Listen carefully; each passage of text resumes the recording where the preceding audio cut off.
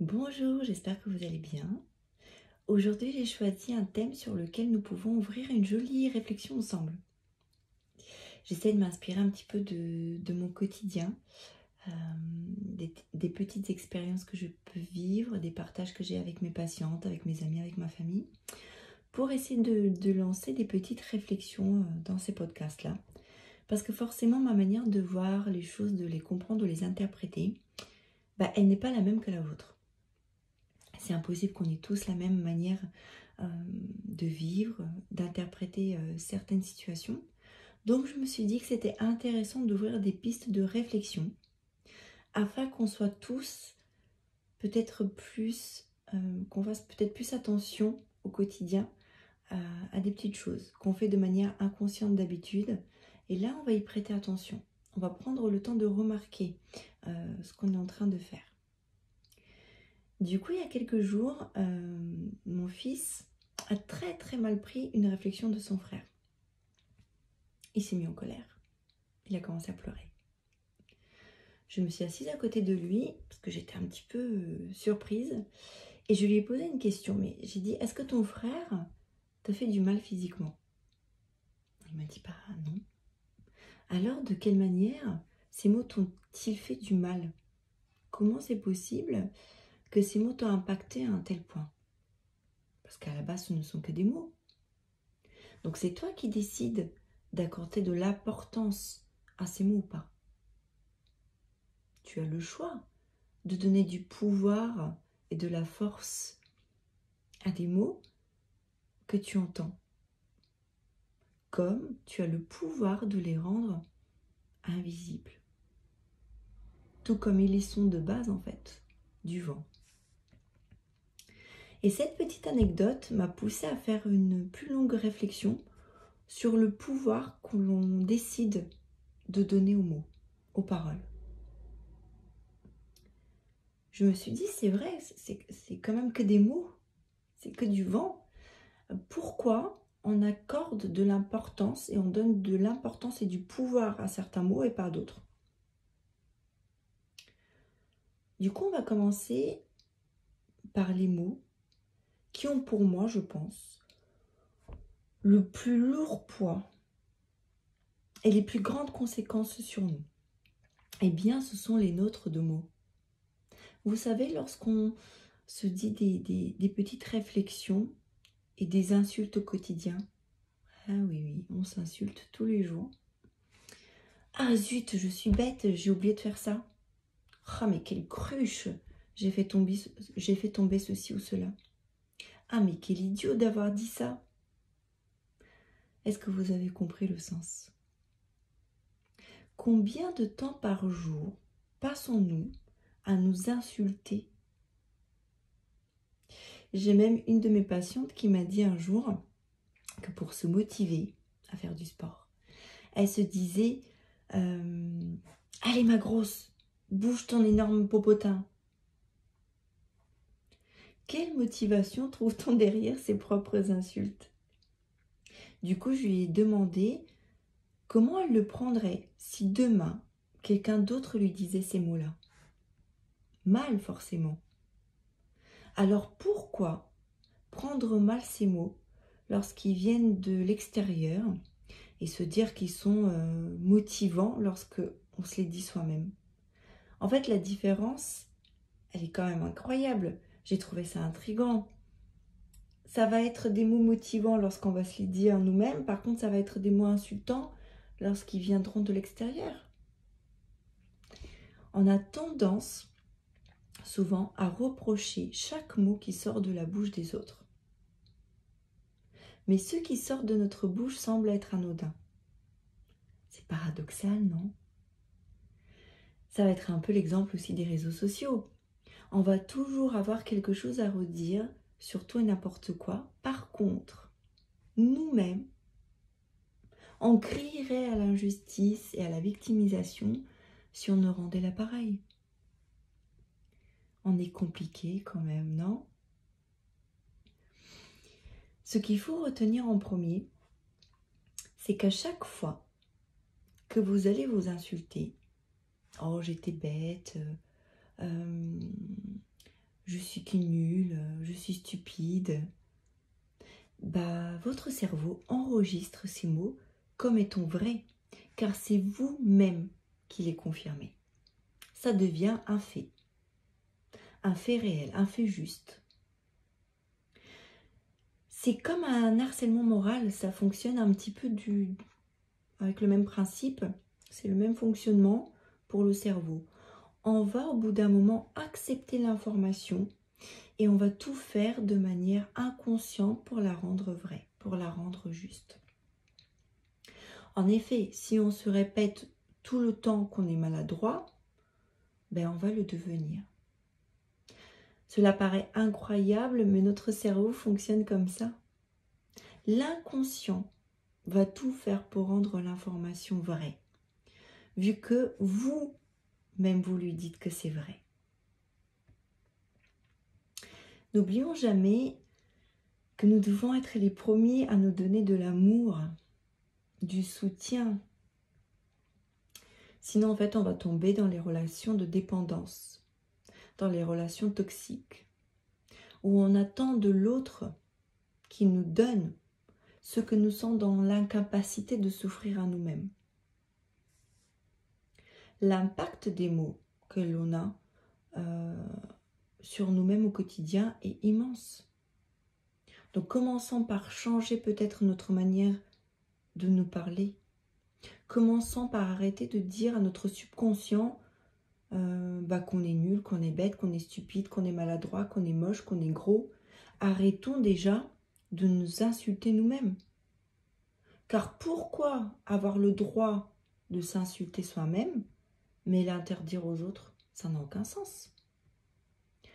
Personne n'a le droit d'insulter personne. En commençant par soi. Respectons-nous. Arrêtons d'être nos propres bourreaux. Il était du coup primordial de commencer par ce point-là et réfléchir sur l'impact de nos propres mots sur nous. Soyons plutôt justes avec nous-mêmes, pas insultants. Il y a une différence, vous allez voir, qui est quand même énorme dans le traitement de l'information de notre subconscient. Si je dis « j'ai tout raté, je suis stupide, je suis nulle », ce n'est pas la même chose que si je dis « j'aurais pu vraiment mieux faire, je connais mes capacités, il faut vraiment que je travaille sur ce point-là pour m'améliorer rapidement ». Dans le premier cas, c'est un fait avéré, je suis stupide, il n'y a plus rien à faire. Dans le deuxième cas, je sais que j'ai des capacités sur lesquelles il faut que je retravaille peut-être différemment pour démontrer le meilleur de moi-même.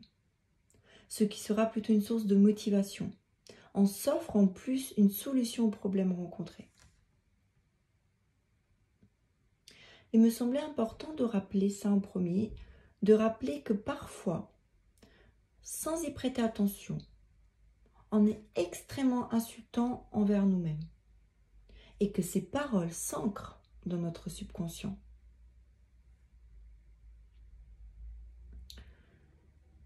Maintenant, je suis sûre que vous allez prêter attention au quotidien. À chaque fois, vous penserez à moi. Que vous allez vous dire « Ah, je suis bête. Ah !» Non. Là, on va faire attention à ce qu'on est en train de se dire. Ça, c'est un point de réflexion important. Et c'était le premier point de réflexion que je voulais partager dans ce podcast-là.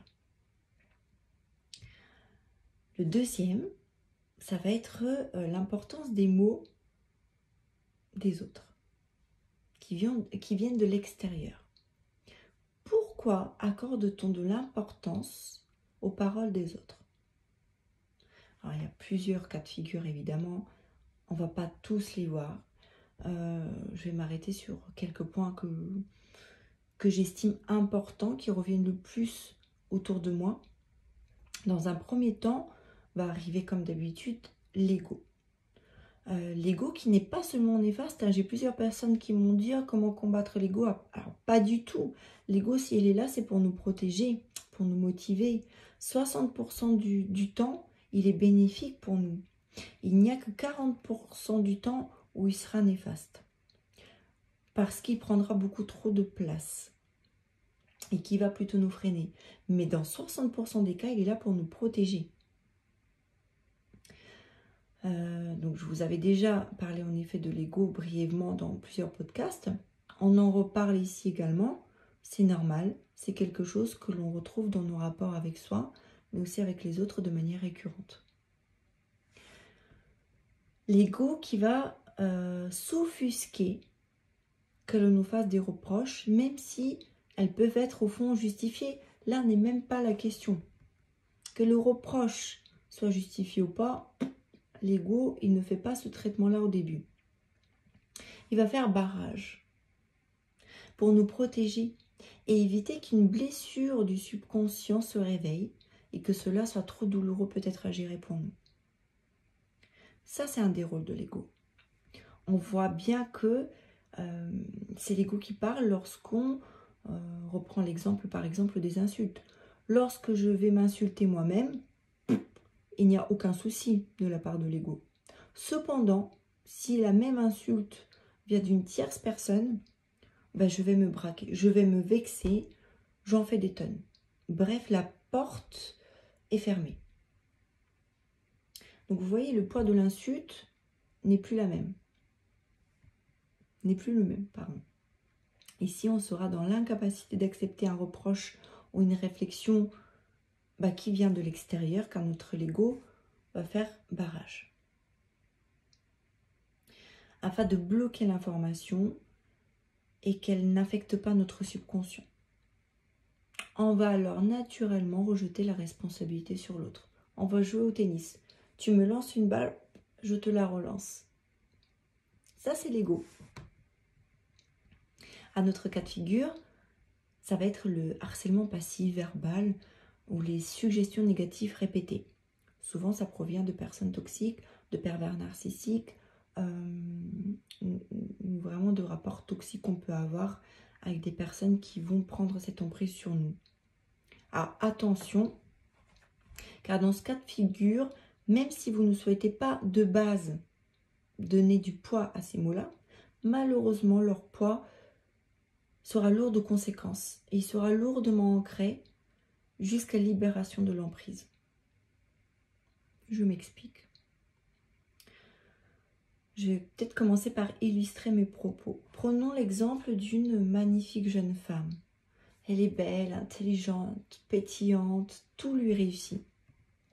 Du jour au lendemain, la personne qui partage sa vie au quotidien commence par exemple à lui faire des petites réflexions sournoises ou sous forme de blagues qui font référence à son physique, insinuant légèrement qu'elle n'est pas jolie, qu'elle n'est pas apprêtée, qu'elle n'est pas soignée, qu'elle lui fait honte. Une réflexion par jour suffit pas plus. En plus, elle n'est même pas obligée, cette réflexion, d'être directe. Ça peut être une réflexion indirecte, camouflée, sournoise.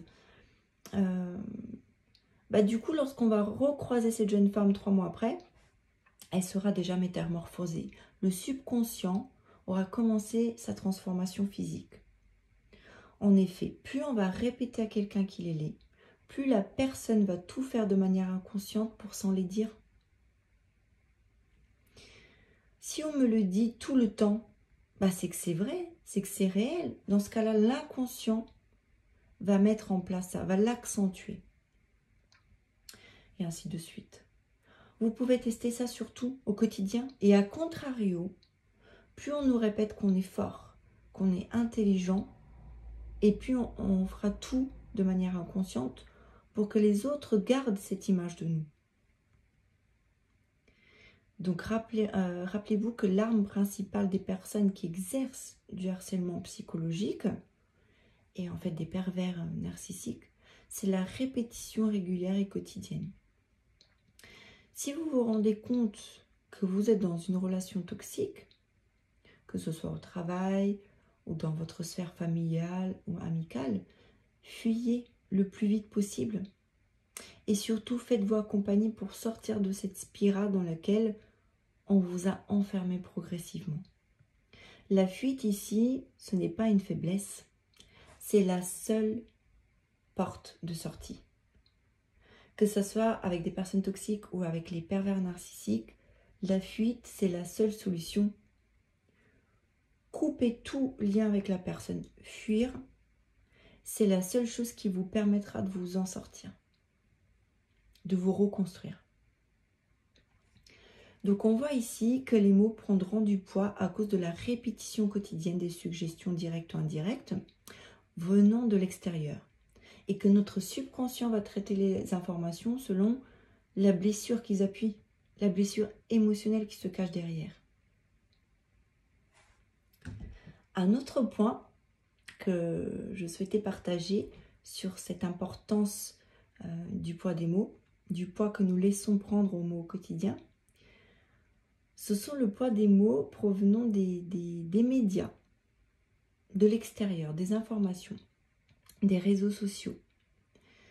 Parce que si vous entendez une information plus de 5 ou 6 fois, surtout si elle vient de minimum 3 sources différentes, le cerveau considère que l'information est vraie. Par exemple, imaginons qu'un de vos amis vous envoie un message en vous disant « Tiens, aujourd'hui, cette nuit, il y a eu un tremblement de terre. » Ok, ah bon? Vous dites « Ah, c'est marrant, j'ai rien senti, bon. » Vous allumez la radio, vous entendez possible tremblement de terre cette nuit, information à vérifier, bon bref, ok, 2 fois. Vous arrivez au travail et un collègue vous dit « T'as vu, apparemment, il y a eu un tremblement de terre cette nuit. » Ok.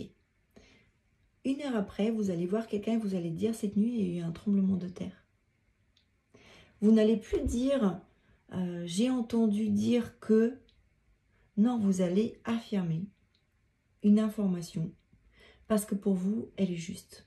Si 3 personnes différentes, 3 sources différentes vous ont dit que c'est arrivé, c'est arrivé. Au final, aucun tremblement de terre, bien sûr, mais pour votre conscient et pour votre subconscient, l'information est vraie. Parce que 3 sources différentes vous ont donné cette information-là. Donc même si c'était une possibilité, bah vous l'avez ancrée comme une information vraie. Il me semblait important d'ouvrir cette petite réflexion sur le poids des mots, car il y a des mots qui vont s'ancrer en nous, même en l'absence de volonté de notre part, de façon automatique, primaire, inconsciente. Cependant, il y a des moments ou des mots que nous pouvons facilement désarmer au quotidien. Des mots que nous pouvons laisser couler, flotter. Ça, c'est un fait. Lorsque quelqu'un porte un jugement sur nous, qu'il a son propre jugement sur nous, au fond, nous avons plusieurs choix qui s'offrent à nous. Et oui, soit tout d'abord l'ego va faire son barrage, c'est-à-dire il va se braquer et commencer son jeu de tennis, va renvoyer la balle. Soit le besoin d'approbation va se manifester. Donc on aura ce besoin de nous justifier, de nous excuser, d'expliquer un petit peu notre fonctionnement à ce moment-là. Donc ça, c'est notre besoin d'approbation qui va ressortir. Soit, troisième possibilité, ça va nous faire ni chaud ni froid, car au fond, bah c'est vrai, nous on connaît la vérité, donc cela ne change rien que X ou Y pense autre chose de nous. Mais non, ça ne changera pas notre manière de vivre ou d'être. Dans ce cas-là, on n'a pas besoin de l'approbation des autres. Donc, on ne se sent même pas l'envie de nous justifier. On ne donne aucune valeur à la vie de l'autre. Il peut penser ce qu'il veut, ça ne m'empêchera pas de vivre. Alors, rares sont les cas où on va atteindre ce degré de confiance en soi. Et même si on l'atteint, il serait utopique de croire qu'on le fera tout le temps. Comme je l'ai dit, selon les situations, les personnes, les lieux, les moments ou les blessures que cela peut réveiller, on va donner du poids à certains mots plus qu'à d'autres. Par exemple, même si je n'ai pas besoin de l'approbation des autres, je n'ai pas besoin de me justifier, je n'ai rien à faire de ce qu'on pense de moi, Si ça vient d'une personne avec laquelle je suis émotionnellement liée, ça peut tout changer. Vous voyez? Donc il y a 3 possibilités principales qui vont se présenter à nous dans cette réflexion. C'est quand même pas mal comme réflexion, le poids qu'on accorde aux mots. Mais au final, la conclusion, pour finir avec ces points-là, ce podcast, c'est que plus vous allez vous aimer, plus vous allez vous donner de l'amour et de l'estime, moins vous aurez besoin de cette reconnaissance des autres. Et moins vous donnerez du poids aux mots des autres. Là, je vais prendre l'exemple un petit peu plus personnel. Je vais vous parler de mon mari. C'est ma plus grande source d'inspiration au quotidien. C'est incroyable. Il va recevoir un SMS, par exemple, de ses amis qui vont lui proposer de sortir samedi soir. Ils vont lui dire, est-ce que tu es dispo samedi soir pour une soirée entre copains? Sa réponse va être non, point. Le SMS qu'il va leur envoyer, c'est NON, point. Oh, je le regarde, mais je me dis, mais attends, mais pourquoi tu n'as pas dit non? Non, samedi, j'ai autre chose de prévu. Et là, il m'a dit, non, j'ai pas à me justifier. Il me demande si je suis disponible samedi soir. Non, j'ai pas à me justifier. Waouh! Alors là, je suis impressionnée. Et il a toujours été comme ça. Ça fait 13 ans qu'on est ensemble. Il a toujours été comme ça. Moi, j'ai des amis qui me demandent si je suis disponible pour faire les soldes mercredi, par exemple. Je vais envoyer un pavé de 10 pages pour expliquer mon emploi du temps, pour justifier que non, je ne suis pas disponible. Mais il a raison, je n'ai pas à me justifier. On me demande si je suis disponible ou non. Non, je ne suis pas disponible. Moi, j'ai ce besoin de justification parce que je me dis, je n'ai pas envie que la personne pense que je n'ai pas envie de passer du temps avec elle.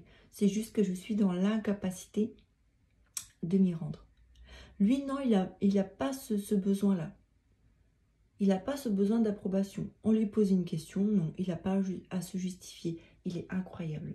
Je l'admire beaucoup pour ça et je m'en inspire au quotidien dans mon évolution propre, personnelle, et dans les conseils que je peux donner aussi à mes patientes, parce que je le trouve au sommet, au summum du développement personnel.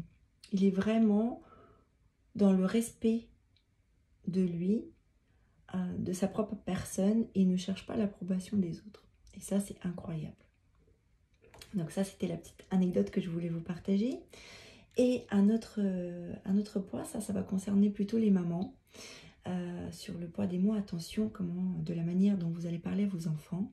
Et je vais conclure vraiment sur ça, parce que je vois que je traîne un peu sur ce podcast-là. Mais par exemple, le poids des mots